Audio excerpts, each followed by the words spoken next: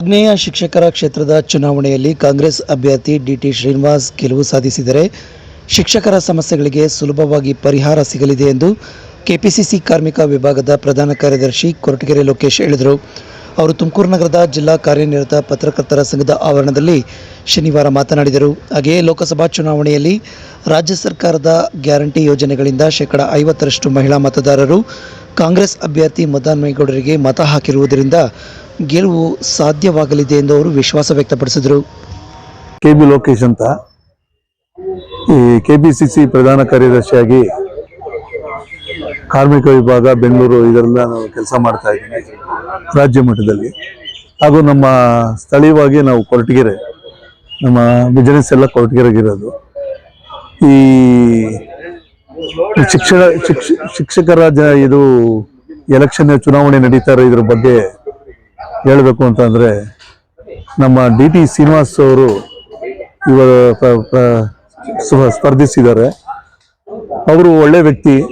ಶಿಕ್ಷಕರ ಅವರು ನಮ್ಮ ಕಾಂಗ್ರೆಸ್ ಇಂದ ಅವ್ರಿಗೆ ಗೆಲುವು ಕೊಟ್ರೆ ಅವರು 24/7 ಕೆಲಸ ಮಾಡ್ತಾರೆ ಅಂತ ನಮ್ಮ ಭಾವನೆ ಇದೆ. ಹಿಂದೆ ರಮೇಶ್ ಕುಮಾರ್ ಅವರು MLC ಆಗಿದ್ರಲ್ಲ, ಅವರು ಅದೇ ತರ ಕೆಲಸ ಮಾಡ್ತಾ ಇದ್ರು.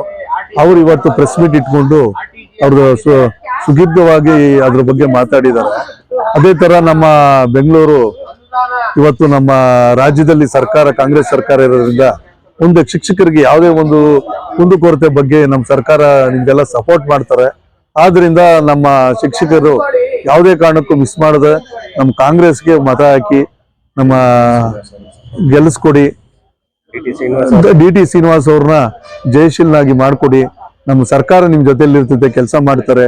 ಯಾವುದೇ ಒಬ್ಬ ಶಿಕ್ಷಕರು ಯಾವುದೇ ಬೇರೆ ಕಡೆ ಆಗದೆ ಫಸ್ಟ್ ಪ್ರಿಫರೆನ್ಸ್ ನಮ್ಮ ಡಿಟಿ ಶ್ರೀನಿವಾಸ್ ಅವ್ರಿಗೆ ಮತ ಕೊಡಿ ಅಂತ ನಾವು ಕಳೆಯಿಂದ ಕೇಳ್ಕೊತಾ ಇದೀವಿ ಅಂತ ಹೇಳ್ತಾ, ಈ ಒಂದು ನಮ್ಮ ತುಮಕೂರು ಜಿಲ್ಲೆಗೆ ನಮ್ಮ ಈಗ ಮುದ್ದನಮೇಗೌಡರು ಇದಾಗಿದೆ, ಎಲೆಕ್ಷನ್ ಆಗಿದೆ. ಮುದ್ದನಮೇಗೌಡರು ಈ ಸಲ ಗೆಲ್ತಾರೆ ಅಂತ ನಮ್ಮ ಎಲ್ಲಾ ಕಾಂಗ್ರೆಸ್ ಮುಖಂಡರಿಗೂ ಒಂದು ಆಶಾಭಾವನೆ ಇದೆ.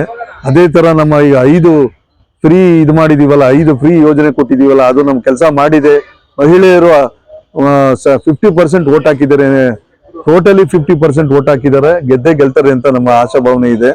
ಅವ್ರು ಗೆದ್ದು ಮುದ್ದನಮೇಗೌಡರಿಗೆ ಒಳ್ಳೇದಾಗ್ಲಿ ಅಂತ, ಈ ಜಿಲ್ಲೆಗೆ ಒಳ್ಳೇದಾಗ್ಲಿ, ಹಾಗೂ ನಮ್ಮ ಡಿಟಿ ಶ್ರೀನಿವಾಸ್ ಮೂರ್ತಿ ಅವ್ರಿಗೆ ಒಳ್ಳೇದಾಗ್ಲಿ ಅಂತ ಹೇಳ್ತಾ 2 ಮಾತನ್ನ ಥ್ಯಾಂಕ್ ಯು.